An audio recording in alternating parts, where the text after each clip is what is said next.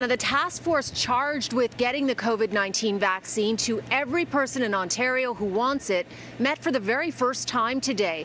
And it faces many complex challenges ahead. In a rare move, the Premier did not hold a weekday news conference so he could attend the meeting. I just want to talk about what this vaccine means to the people, not only to our country, but specifically on Ontario. What it means is hope. Giving people hope.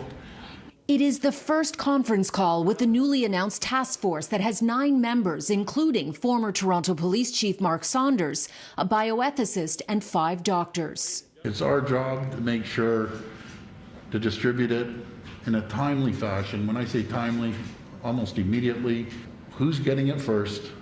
And where are we going to deliver it? The opposition today questioned why the task force has only just been assembled now, especially since the federal government has told provinces to be ready to receive the vaccines by December 14th. What we see time and time again is this government scrambling to make sure that we have a strategy in place. The government says the task force will build on government planning that has been taking place over the last few months. The team will determine who gets vaccinated first after long-term care residents and frontline workers.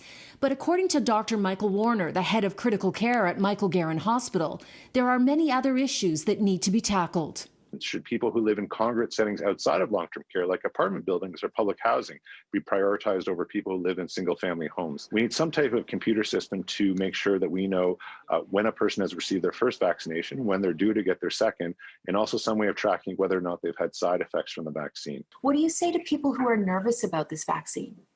So I think that I understand that people have some hesitation, having seen people live and die with COVID-19. I will accept a vaccine that's demonstrated safe and effective and approved by Health Canada whenever it's available to me, because I feel that's much less risky than getting COVID or potentially transmitting COVID to someone. Now, we know long-term care residents are the most vulnerable to COVID-19, and today the Task Force Commission examining why so many have died during the pandemic came out with new recommendations and finds there is a key gap in the inspection process that requires urgent attention. In 2019, the Commission found only 27 long-term care homes out of more than 600 were given inspections. It also finds only 11 homes received a proactive inspection from March, when the pandemic began, to this past October. More than 2,300 residents have died due to COVID-19. Now to the very youngest impacted by the pandemic after Thorncliffe School was closed yesterday due to an outbreak discovered through asymptomatic testing. Toronto Public Health has updated and toughened its guidelines. From now on, children with even mild symptoms like runny noses or headaches will need to get tested. And now their siblings must stay home as well, even if they don't have any symptoms.